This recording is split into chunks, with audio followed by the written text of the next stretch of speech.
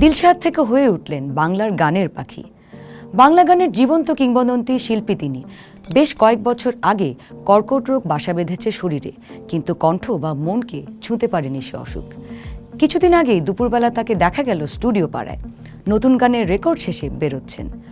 ৮ বছর পর সৈয়দ আব্দুল হাদীর সাথে একটি দেশাত্মবোধক গানে কণ্ঠ দিলেন তিনি। প্রায় ১ বছর বিরতির পর গত ৩১ জানুয়ারি ঢাকার একটি ৫ তারা হোটেলে আমি আছি থাকবো অনুষ্ঠানে গান গাইতে মঞ্চে ওঠেন।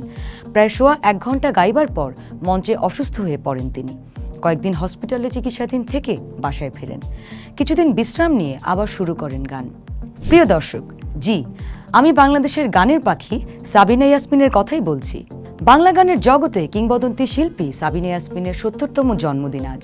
১৯৫৪ সালের আজকের দিনে জন্মগ্রহণ করেন তিনি। দীর্ঘদিন ধরে কর্কট রোগে আক্রান্ত থাকলেও শারীরিক অসুস্থতা বিন্দুমাত্র ম্লান করতে পারেনি যার কণ্ঠ, যার অদম্য ইচ্ছাশক্তি। মাত্র ৭ বছর বয়সে প্রথমবার স্টেজে গান করেন সাবিনা। ১৯৬২ সালে এহতেশাম পরিচালিত নতুন সুর সিনেমায় শিশুশিল্পী হিসেবে প্রথম গান রেকর্ড হয় তার। ১৯৬৭ সালে আমজাদ হোসেন ও নুরুল হক বাচ্চু পরিচালিত আগুন নিয়ে খেলা সিনেমায় আলতাফ মাহমুদের সঙ্গীত পরিচালনায় মাত্র ১৩ বছর বয়সে প্রথম প্লেব্যাক করেন সাবিনা ইয়াসমিন। সারা জীবনে মোট কত গান গেয়েছেন তা সাবিনা ইয়াসমিন নিজেও জানেন না। প্রায় ১২,০০০-এর ওপরে গান আছে তার। আর ডি বর্মন, হেমন্ত মুখোপাধ্যায়, সত্য সাহা, সুবল দাস, আলম খান, বাপ্পি লাহিড়ী, আলী হোসেন, খন্দকার নুরুল আলম, আলাউদ্দিন আলী, আহমেদ ইমতিয়াজ বুলবুলের মতো সুরকার ও কম্পোজারের সাথে অসংখ্য চলচ্চিত্রের গান কণ্ঠে তুলেছেন তিনি। সহশিল্পী হিসেবে কুমার শানু, আশা ভোসলে, শ্যামল মিত্র, মানবেন্দু মুখোপাধ্যায়ের মতো শিল্পীকে পেয়েছেন। সাবিনা ইয়াসমিন এবং কবির সুমন বাংলা গানের দুই কিংবদন্তি শিল্পী মিলে ১৩, গানে গানে দুটি মন, অচেনা ছুটি অ্যালবাম সহ বেশ কিছু অ্যালবাম এবং গান রেকর্ড করেন। বাংলা গানের গল্পে যা এক ইতিহাস। ২০০৭-এর দিকে শরীরে ক্যান্সার ধরা পড়ে তার। এর পরপরই সাবিনা ইয়াসমিন লোকচক্ষুর আড়ালে চলে যান। গণমাধ্যম ও মিডিয়া থেকে অনেকটা দূরে নিজের মতো জীবন কাটাতে শুরু করেন তিনি। তবে অসুস্থতার কাছে পরাজিত হননি। সঙ্গীত ছিল সময় অসময়, সুখে দুঃখে তার নিত্যদিনের সাথী। অসুস্থতা বাসা বেঁধেছিল শরীরে, কিন্তু কণ্ঠ বা স্নায়ু কাবু করতে পারেনি তার। ভিড়ভাট্টার দুনিয়া এড়িয়ে চললেও নিজের মতো জীবনের সঙ্গীত থেকে খুঁজে নিয়েছেন আলোড়ন। যার কাছে সঙ্গীত থাকে সে বোধহয় কখনো একা হয় না। সাবিনা ইয়াসমিনের কথা বলতে গেলে একটা মজার গল্প মনে পড়ে যায়। এই গল্প খোদ শিল্পীর মুখ থেকেই শোনা।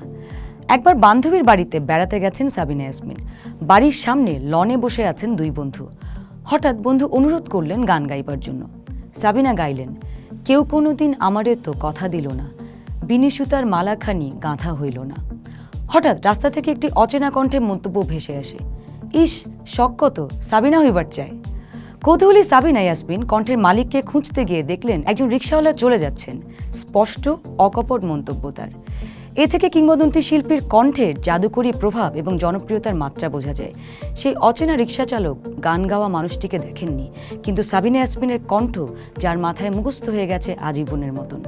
সাবিনা ইয়াসমিনের পেশাদার গানের জীবন ৬ দশকেরও বেশি সময়ের। এই দীর্ঘ সময়ে আজ পর্যন্ত কোনোদিন রেওয়াজ থেকে নিজেকে দূরে রাখেননি, খুব বেশি অসুস্থ না হলে।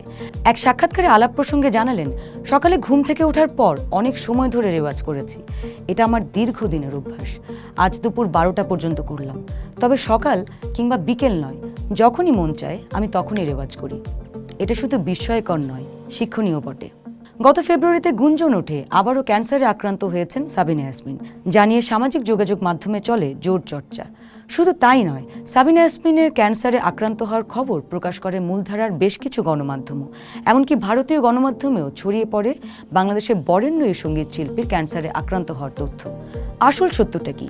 সবকিছু খোলাসা করে দেশবাসীর প্রতি বার্তা পাঠান সাবিনা ইয়াসমিন।